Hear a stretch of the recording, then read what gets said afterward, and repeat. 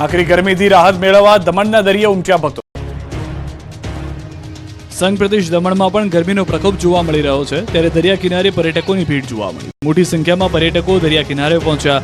અનેક પર્યટકો જોખમી રીતે દરિયામાં દૂર નહાતા દેખાયા। આથી રાજ્યમાં અન્ય સ્થળોએ ડૂબવાની થયેલી ઘટનાઓ દમણના દરિયા કિનારે પણ સર્જાઈ શકે છે। આવી શક્યતાઓ જોવા મળી રહી છે।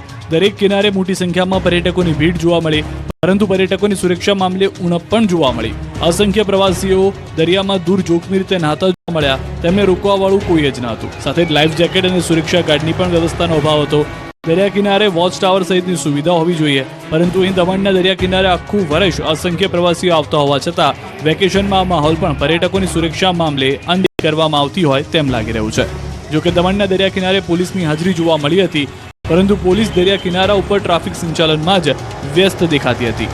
દરિયામાં અંદર નહાતા પર્યટકોને રોકવા વાળું કોઈ ન હતું। આથી પ્રશાસન દ્વારા દમણના દરિયા કિનારા પર બેઠકોની સુવિધા સુરક્ષા માટે વિશેષ વ્યવસ્થા ઊભી કરવી જોઈએ તે જરૂરી છે। ધૂમધકતા તાપમાં પંચમહાલના ઘોગંબાના જંગલમાં પ્રાણીઓને પાણી માટે નહીં મારવા પડે વલખા।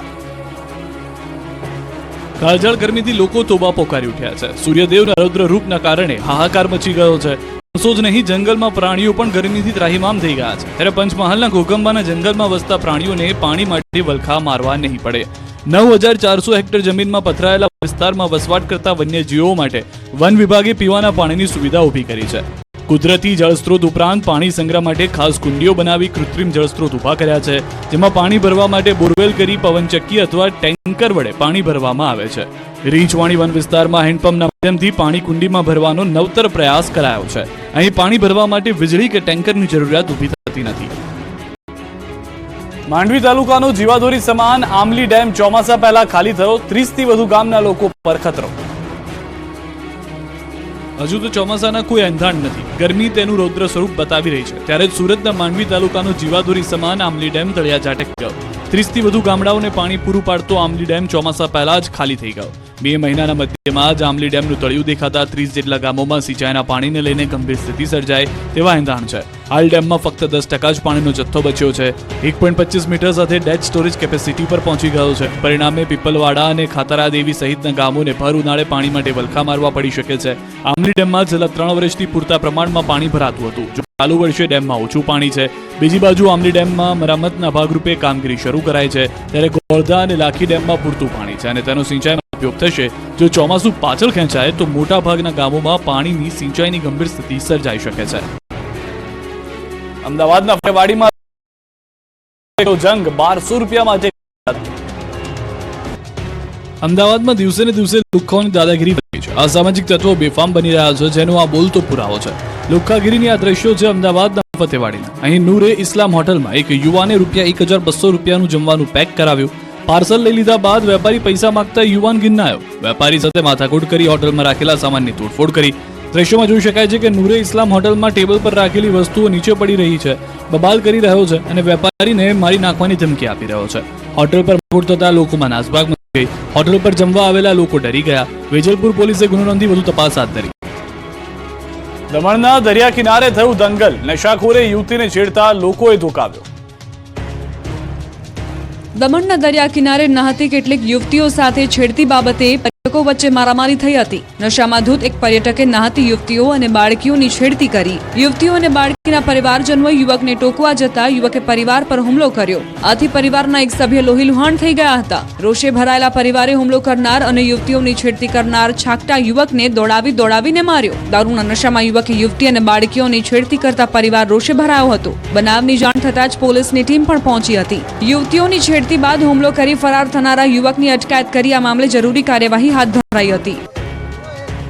અમરેલીમાં કાયદાનો પાઠ ભણાવનાર પોલીસ જ રીલ્સના ચક્કરમાં ભાન ભૂલી। જોઈ લો મેડમના સીન સપાટા। પોલીસની વર્દી, હાથમાં ચશ્મા, બુલેટ પર સવારી અને ચહેરા પર રીલ્સની ધૂન। આ છે અમરેલી પોલીસની રીલ્સની મહારાણી।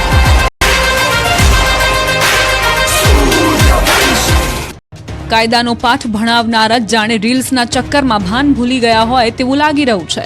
અમરેલીમાં મહિલા પોલીસ કર્મચારીએ ખાખી વર્દી પહેરી રીલ બનાવી। ગુજરાત પોલીસ યુનિફોર્મમાં બુલેટ સાથે રીલ્સ બનાવતા વિવાદ વકર્યો। સૂર્યવંશી સોંગ સાથે ચાલુ ફરજ દરમિયાન રીલ્સ બનાવી વિડીયો વાયરલ કર્યો।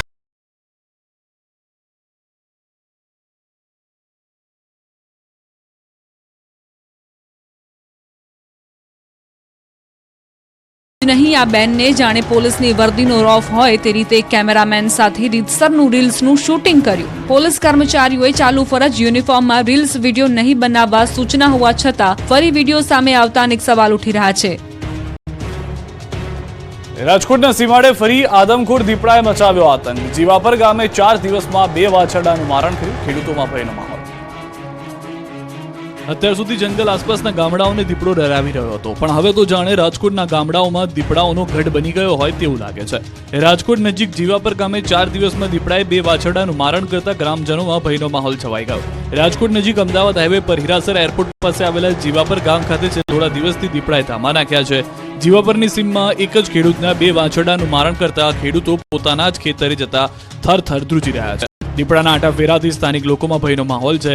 ગ્રામજનોએ વન વિભાગને જાણ કરતા ફોરેસ્ટ વિભાગના અધિકારી સહિતનો સ્ટાફ મધરાત્રે જીવાપર ગામની સીમમાં દોડી ગયો અને દીપડાનું પગેરું મેળવવા પ્રયાસ કર્યા. તેમજ દીપડાને ઝડપી લેવા પાંજરું ગોઠવવામાં આવ્યું. ખેડૂત પરબતભાઈ ચુડાસમાની વાડીએ દીપડાને પકડી પાડવા પાંજરું ગોઠવવામાં આવ્યું છે. હાલ તો દીપડાના કારણે જીવાપરના ગ્રામજનો પોતાના ઘરમાં જ પુરાયેલા છે. ઘરની બહાર નીકળતા ડરી રહ્યા છે. ત્યારે વહેલી તકે આદમખોર પાંજરે પુરાય તેવી પ્રાર્થના કરી રહ્યા છે. ઉના શહેરમાં 2 દીપડાએ નાખ્યા ધામા. દીપડાના આટાફેરા સાથે આરામ ફરમાવતા દ્રશ્યો સીસીટીવીમાં કેદ. ઉના શહેરના લોકો ઘરની બહાર નીકળો તો સાવધાન રહેજો. ક્યાંક તમારા ઘરની બહાર આદમખોર દીપડો તો નથી બેઠો ને? કેમ કે મારણની શોધમાં દીપડો જંગલ છોડી ઉના શહેર સુધી પહોંચી ગયો છે. ઉનાના ભોયલાવાડી વિસ્તારમાં 2 દીપડાએ ધામા નાખતા આસપાસના લોકોમાં ફફડાટ થયો છે. સ્થાનિક રહેવાસીઓમાં ભયનો માહોલ જોવા મળી રહ્યો છે. રાણી પશુઓના લટાર અને આંટાફેરા મારતા દ્રશ્યો સીસીટીવી કેમેરામાં કેદ થયા છે. દ્રશ્યોમાં જોઈ શકાય છે કે એક મકાનની પાછળ 2 દીપડા આરામ ફરમાવી રહ્યા છે. ઉનાના ભોયલાવાડી વિસ્તારમાં આવાસ રહેણાંક મકાનોની નજીકમાં છેલ્લા ઘણા સમયથી રાણી પશુ દીપડાના આંટાફેરા જોવા મળી રહ્યા છે. ત્યારે આ વિસ્તારમાં વસતા સ્થાનિકો દીપડાની દહેશતના પગલે ચિંતિત બન્યા છે. વન વિભાગ દ્વારા આ દીપડાઓને વહેલી તકે રેસ્ક્યુ કરી સલામત સ્થળે ખસેડે તેવી સ્થાનિકોની માંગ છે. વડોદરામાં MGVCLની ઘોર બેદરકારીથી રોડ પર થયા ભડાકા.